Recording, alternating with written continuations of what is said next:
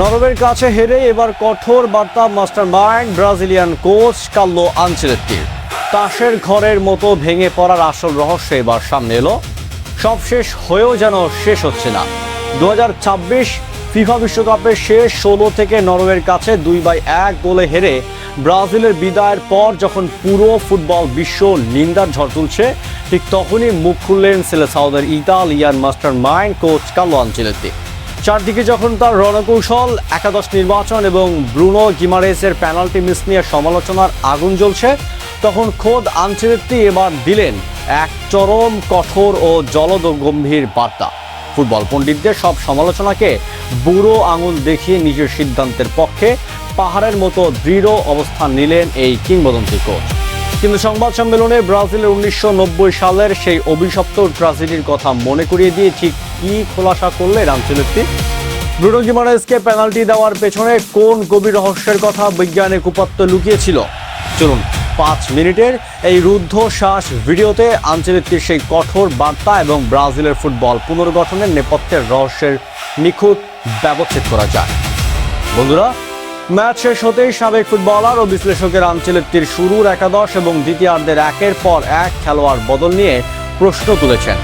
কিন্তু আনচেলত্তি সরাসরি নিজের সিদ্ধান্তের পক্ষে যুক্তি দিয়ে বলেন, খেলার ধরনে নতুনত্ব আনা এবং আক্রমণে আরও বৈচিত্র্য যোগ করা তিনি এবং কৌশলগত পরিবর্তন করেছিলেন। তার দাবি, ম্যাচের শুরুতে যখন গোল শূন্য ছিল তখন ব্রাজিল একাধিক পরিষ্কার সুযোগ তৈরি করেছিল, যা ফিনিশারদের ব্যর্থতার কাজে লাগানো যায়নি। তবে সবচেয়ে বড় বিতর্ক তৈরি হয়েছিল ব্রুনো গিমারেসের পেনাল্টি নেওয়া হয়ে। কেন নেইমার বা রাফিনহা থাকতে ব্রুনোকে বেছে নেওয়া হলো? এর পেছনে থাকা এক মস্ত বড় রহস্য ফাঁস করলেন আনচেলত্তি। তিনি জানান, এটি কোনো তাৎক্ষণিক সিদ্ধান্ত ছিল না, বরং দীর্ঘ 1 বছর ধরে ব্রাজিলের কারিগরি দল ও অ্যানালিস্টরা খেলোয়াড়দের অনুশীলনের পারফরমেন্স এবং নিখুঁত ডেটা অ্যানালিসিস করে একটি তালিকা তৈরি করেছিলেন। সে তালিকায় ক্রমানুসারে প্রথমে ছিলেন নেইমার, দ্বিতীয় স্থানে ইগোর থিয়াগো, তৃতীয় স্থানে রাফিনহা এবং চতুর্থ স্থানে ছিলেন ব্রুনো গিমারেস। এই মুহূর্তে মাঠে প্রথম 3 জনের কেউ উপস্থিত না থাকায় তালিকায় থাকা পরবর্তী সেরা বিকল্প হিসাবে ব্রুনোকে পেনাল্টি দেওয়া হয়েছিল। বিশ্বকাপের মঞ্চ থেকে এমন বিদায় যে কার্লো আনচেলত্তিকে গভীরভাবে স্তব্ধ ব্যথিত করেছে, তা তিনি নিজে অকপটে স্বীকার করছেন।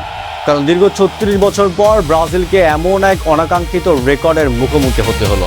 1990 সালের ইতালি বিশ্বকাপে আর্জেন্টিনার কাছে 1-0 গোলে হেরে শেষ 16 থেকে বিদায় নিয়েছিল ব্রাজিল।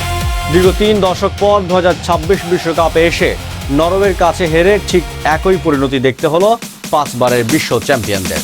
কিন্তু এই চরম ব্যর্থতার মুখে দাঁড়িয়েও কার্লো আনচেলত্তি কোনো কাপুরুষোচিত অজুহাত দেখাননি, বরং সমালোচকদের উদ্দেশ্যে এক কঠোর বার্তা দিয়ে তিনি বলেন, ফুটবলে বড় পরাজয় মানেই সবকিছুর সমাপ্তি নয়, বরং এমন মুহূর্ত থেকেই নতুন এক শক্তিশালী যাত্রা শুরু হয়। আনচেলত্তি স্পষ্ট জানিয়ে দিয়েছেন, এই ব্যর্থতাটাকে তিনি ব্রাজিলের শেষ অধ্যায় হিসাবে দেখতে রাজি নন, বরং অতীতের ভুলগুলো নিখুঁতভাবে বিশ্লেষণ করে আরও রুদ্র মূর্তি ধারণ করে ফিরে আসাই এখন তার একমাত্র লক্ষ্য। ভবিষ্যৎ পরিকল্পনা নিয়ে ব্রাজিল কোচ বলেন, দীর্ঘদিন এই ব্যর্থতায় শোক নিয়ে বসে থাকার কোনো সুযোগ নেই। আগামী দিন থেকে ব্রাজিলের ভবিষ্যৎ নিয়ে নতুন করে কাজ শুরু হবে।